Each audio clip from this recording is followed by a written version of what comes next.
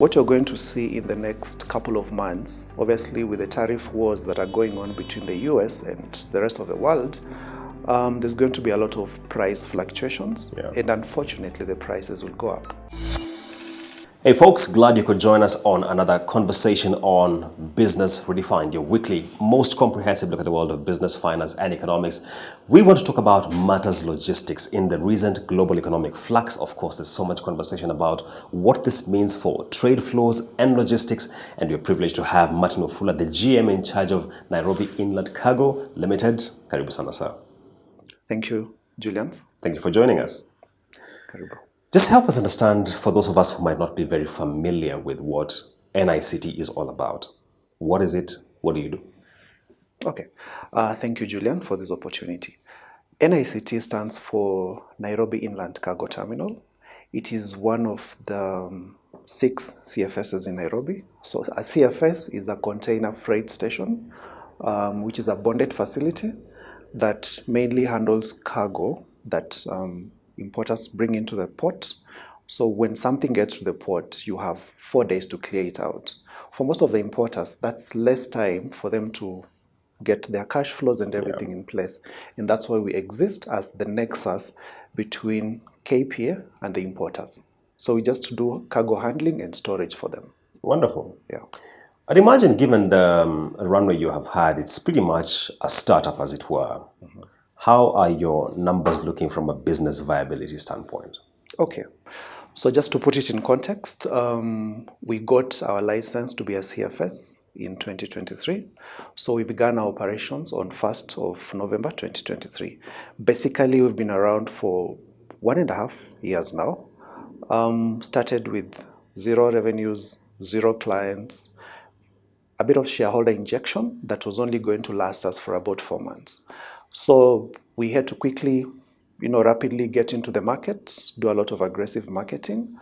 But I also must say I have a very super talented team, and they believe in the vision of us trying to be the CFS of choice. Within the first year, obviously as a startup, I must say we did pretty well because we made a net loss of about 5 million. For this year, 2025, within the first quarter, we already started to bring in profits. So it's looking good for us. I see. Yeah. So you're coming from a net loss already beginning to look like you are turning around with a profit. Yes. Wonderful. Yeah.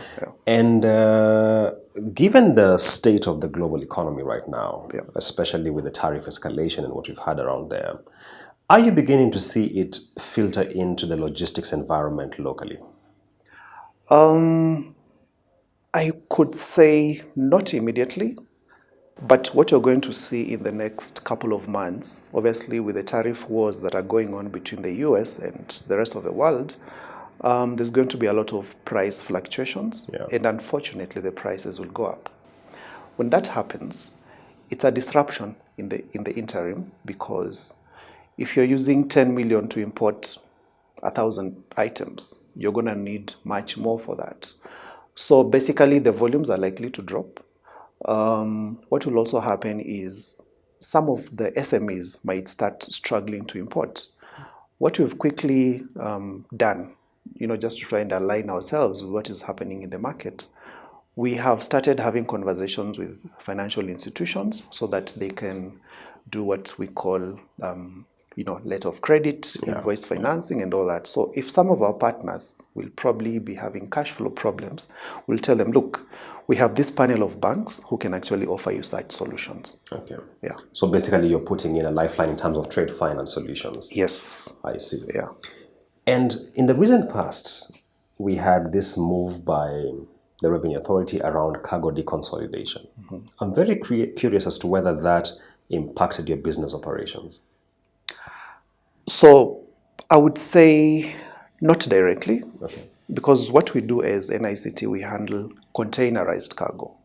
So it will be up to you as Julians to consolidate your things and put them into the containers and bring them to the country. We do the handling of the containerized cargo.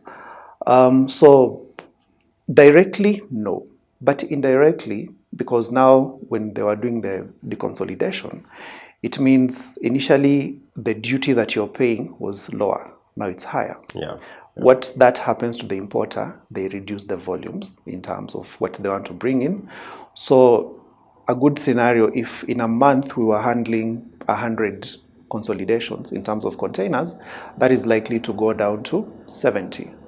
What do we do as a business? Then we need to look at the guys, the big boys who are bringing in full containers, the manufacturers and the likes. Yeah. Yeah. Help us understand your addressable market size, because logistics is quite large. Yeah. What sort of piece of the pie does NICT target for its business? Okay. Good question. So if I looked at the KPA statistics for 2024, and there was a 14% growth in terms of, we call them TUs, the 20 equivalent containers.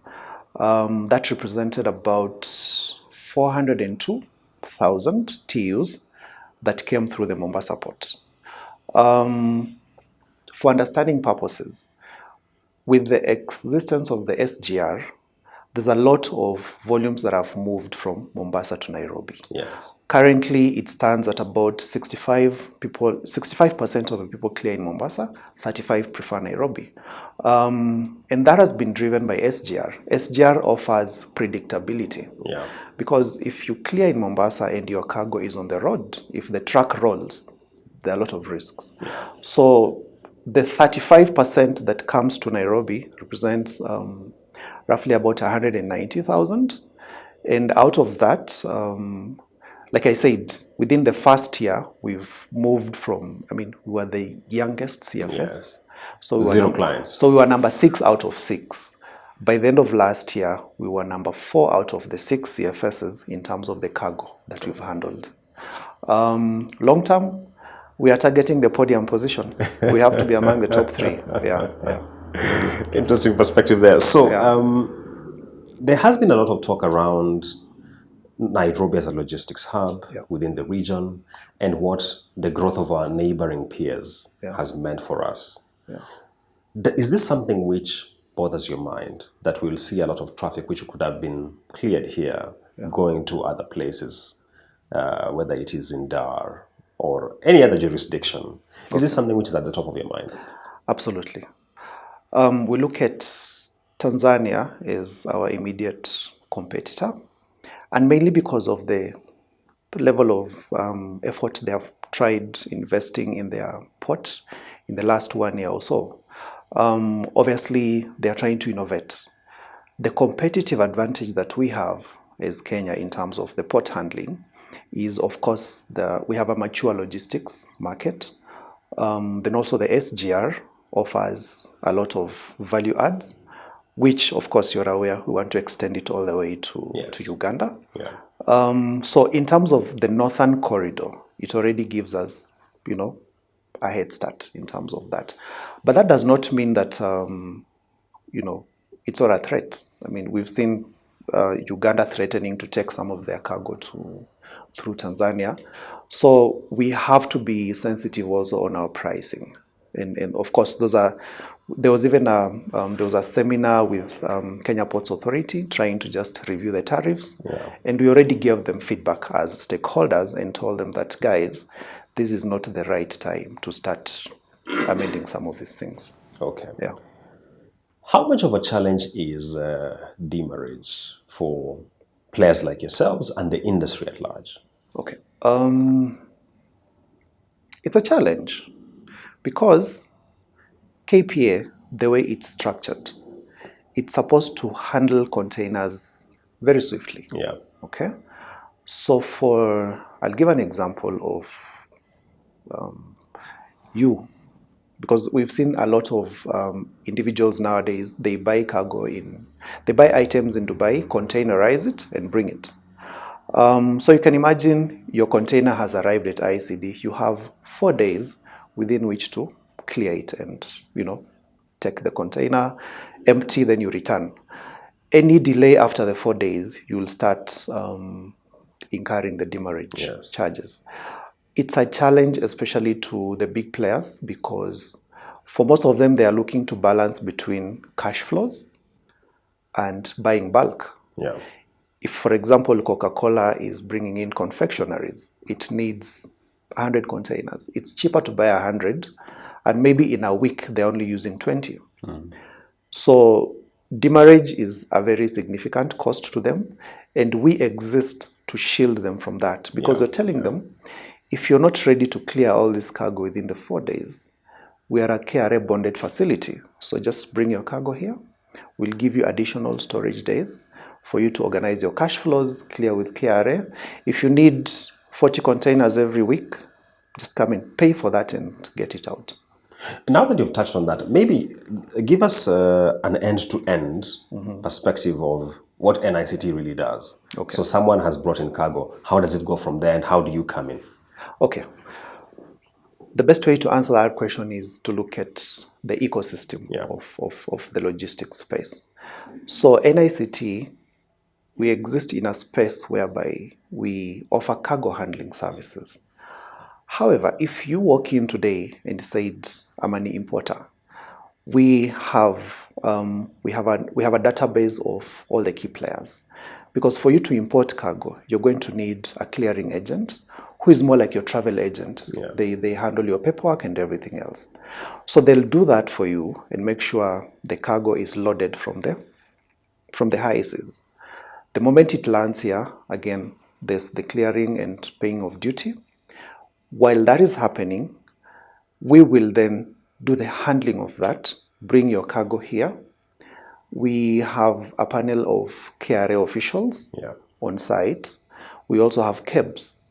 So basically, we have that ecosystem whereby if you need a clearing agent, we have a panel we work with.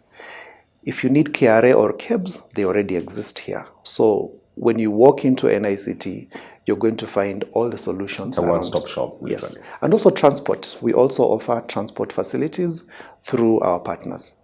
Okay. Yeah. Wow, that's quite a system across. Yeah. So you mentioned that the business is at a point where you believe it is turning a corner from a profitability standpoint.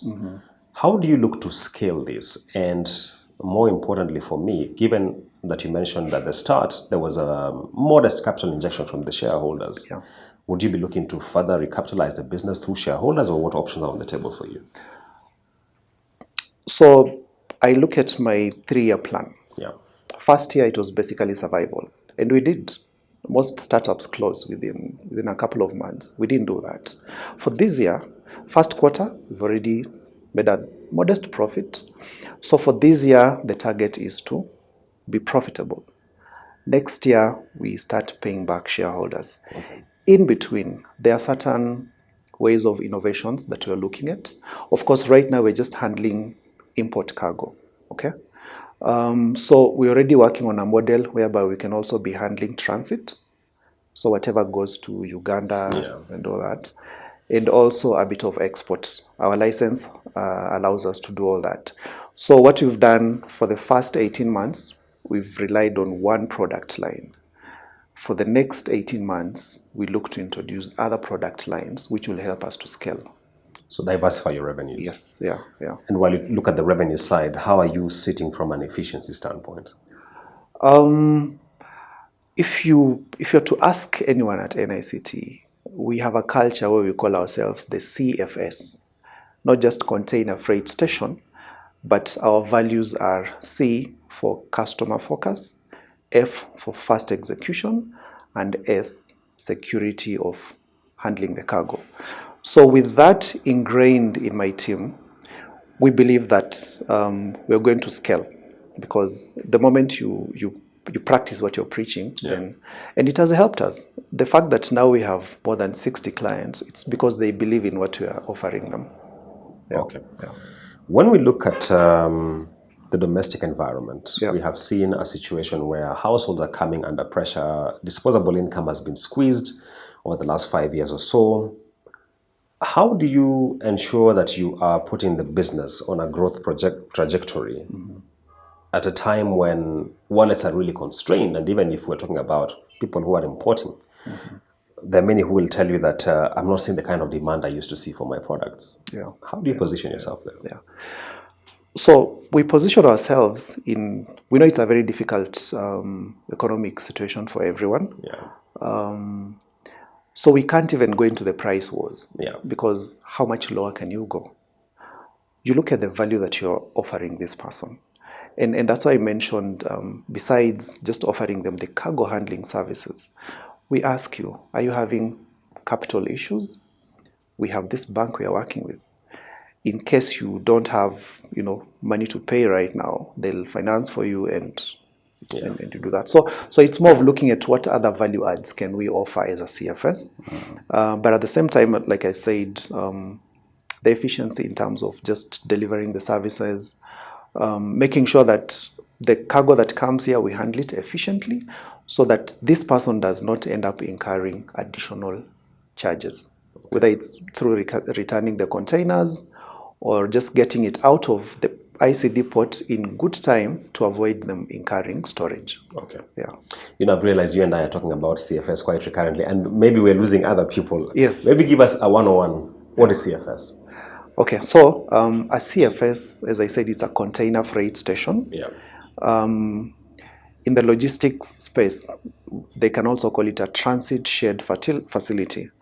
This is what happens when cargo gets into the country. Again, I'll use an example of a manufacturer. When they bring in 100 containers, and maybe at that point, they don't have money to pay for them within the 4 days. Yeah. You need to transfer these containers from ICD. ICD is the port. Yes. So it's either Mombasa or Nairobi. In this case, we're talking of the Nairobi. So you need to move it from Nairobi to a transit shared facility, which will handle it and store it for you safely for X number of days. So that's what a CFS does. We store your cargo for a specific period of time as you organize your cash flows, sometimes in your paperwork. Sometimes you'd hear the bill of lading has disappeared when it's misplaced. So as you sort your paperwork, you will be very assured that your cargo is safely at a CFS. It's a bonded facility, 24-hour surveillance by both ourselves and KRA. So nothing happens to your import. The first one will be, can we have a stable tax regime? Yeah. That really hurts most of the importers.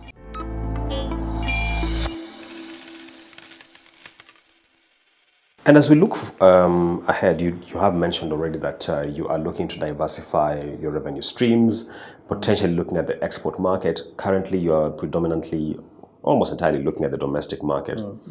If you gave it an horizon of 5 years out, how would you like your revenue mix to look like in terms of this is what is inland, this is what is export oriented? So 5 years from now, we are still heavily a net importer as a country. Yeah. So I would probably look to capitalize on what is already working. So that's the import and also the transit. There's a lot of cargo. If you look at the data, Uganda is actually one of our biggest transit markets. Yeah. So I would look at making sure the import is working, transit, then now the export will be my number 3. Yeah. Yeah. There are many business players who have indicated that one of the biggest challenges they are facing right now is policy risk. Policy risk in the sense that one policy measure is in place today, tomorrow it is not in place. When you look at it from the logistics side, is this an equal headache for you? It has been for the longest. So there's a time when all cargo used to be cleared in Nairobi. So what happened at that time, there was a lot of business for the players in Nairobi. There's the policy that came up to reverse that decision. So what is happening now, the players in Nairobi are scrambling for the little that comes here. But what is also helping us is most of the importers are now realizing if you transport by road, the risk is higher. Yeah. So they are gradually embracing bringing their cargo through SGR. And as a result, we seem to be benefiting from that pie. Yeah. Okay. So policies shift. It's about how do you adjust. Agility now. Exactly. I see. Yeah. And I know you have mentioned this in passing in an earlier comment, but I'm very curious. The president just came from a visit in Beijing where, of course, one of the deals signed is the extension of SGR to the Malaba border. Yeah. What would this mean for you? I think for us, it will just mean more opportunities. Like I said, what the rail has done is to provide certainty for the importers and safety. So, and that will be a plus, especially for the transit cargo, because now they'll feel like, our cargo, because most of it comes up to here. Yeah. Then of course it's evacuated, then it goes by road. But then it also just means there'll be more safety of their cargo all the way. But then for us, we'll need to reposition ourselves and see how do we capture these customers such that when the paperwork is done, you secure the business from the source. Yeah. Okay. And you mentioned coming from position 6 out of 6 to 4 out of 6, giving us a sense in terms of the competitive landscape. Yeah. When you look at the runway now, you have to graduate yourself from position 4 to position 1. What are some of the priority areas you're focusing on to ensure then that the business is able to leapfrog, as it were, to that sort of position? I don't have a lot of confidence in getting into position 1. And mainly because some players have been around longer. Okay. So definitely even the clientele they hold, they have a huge advantage over us. But I am pretty confident we can get to number 3 and number 2. How that is possible is basically drumming into my team that we are the CFS, okay, of choice. Yeah. And I keep telling them, let's do things differently. And they know that's the gospel. I tell them every day. But over and above that, we also need to do what you call smart selling. So we look at who are the top importers. What are the challenges they are having? Yeah. Then we go to them with more like customized solutions. Yeah. Okay. I'm being flagged that our time is dialing down. So let's get to the conclusion of this. Yeah. If you were to speak to policymakers and you were to say, we want an enabling environment, what would be your priority areas to them? The first one will be, can we have a stable tax regime? Yeah. That really hurts most of the importers. And I say that because, can you believe we even have toothpicks made in China? Yeah. Okay. So that means if we have a stable tax regime, we will not disrupt a lot of the retail market, the manufacturing and all that. So stable tax regime would be very key. The second one will be the pricing, because we also have a lot of uncertainties where maybe Kenya Association of Manufacturers is pushing for one thing, which then they get a pushback from the government. So again, pricing is critical, but what would be critical for me is a stable tax regime. Give us your parting shot. I would say Kenya is relatively a net importer, and what we're looking at as NICT is to make sure that the import process is as seamless as possible. And for that, we keep innovating, we keep bringing on board people who believe in our vision to be the CFS of choice. All right. Yeah. We have been having a conversation on the logistics environment with a drill down on NICT, the Nairobi Inland Cargo Terminal Limited, focusing on the business environment, especially in the wake of the tariff escalation we have seen globally and how that is impacting logistics locally. We shall keep updating you on the developments on this space because finally, everything we consume in one way or another is impacted by how the logistics environment is playing out. So stay tuned.